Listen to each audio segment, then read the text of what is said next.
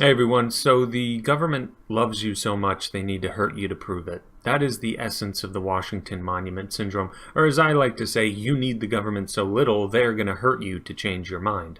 So what is the Washington Monument Syndrome? In short, when the government is shut down or certain agencies are facing budget cuts, what they do is shut down the most visible and well-liked services they provide in order to hurt everyone in an effort to desperately show how valuable they think they are. An example of this was Amtrak facing budget cuts in the 70s. Instead of looking to their own books for any waste, instead of cutting something they don't need, instead of at least trying to cut extra costs that are non-essential to their being functional, they immediately shut down different routes and completely screw everyone over in a sickly way to show their worth. Now, this particular case was done to get back at those who cut their budget within the government, but ordinary citizens still suffered from the fallout. Another example of this would be the government shutdown during the Obama administration.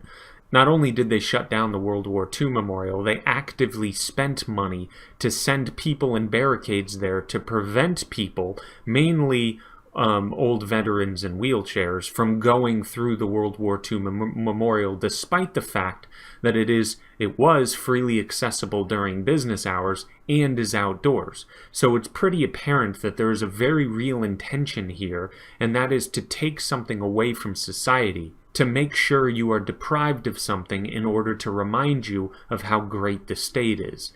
In short, the government has a strong incentive not to look into cutting wasteful spending, but quite the opposite. The things that people actually do value, the government has all the incentive in the world to shut those services down.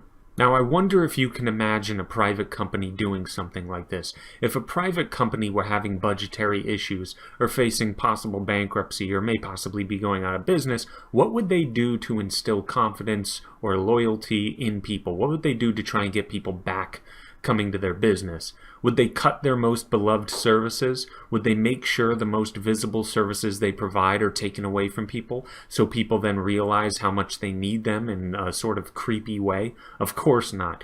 They would find the most wasteful aspects of their organization and cut them out, or they would try and streamline, or they would try and reorganize. I think you would be hard-pressed to find a private company that outright screws everyone over that they can in order to help their profitability. That would be a completely incoherent and ineffective course of action, that if taken, they probably would go out of business, as they would deserve.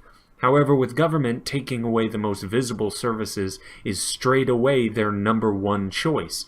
There is no conversation about how they might deal with a little less money to work with. Nope, instead it's just let's screw everyone over to strong-arm those who cut our budget into giving us more taxpayer money.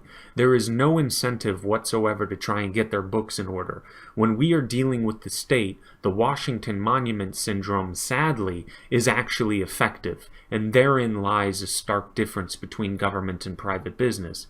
Take Uber, for example. If they were coming up on hard times, do you think they would do what Amtrak did, as I mentioned earlier?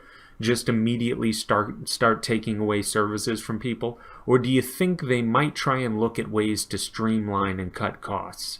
I would imagine that would be their first conversation.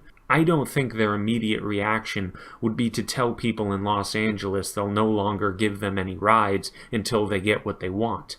Uber profits from serving people. There is no unending spigot of funding for them. They have to provide for society, otherwise they wither away. With government, this incentive never enters the equation. Screwing people over can actually be very beneficial for state-run services, whereas I don't think private companies would be able to get away with that strategy. But that's it for now. Please like and subscribe, but if you don't, I'm not going to screw you over, don't worry. Alright, see ya.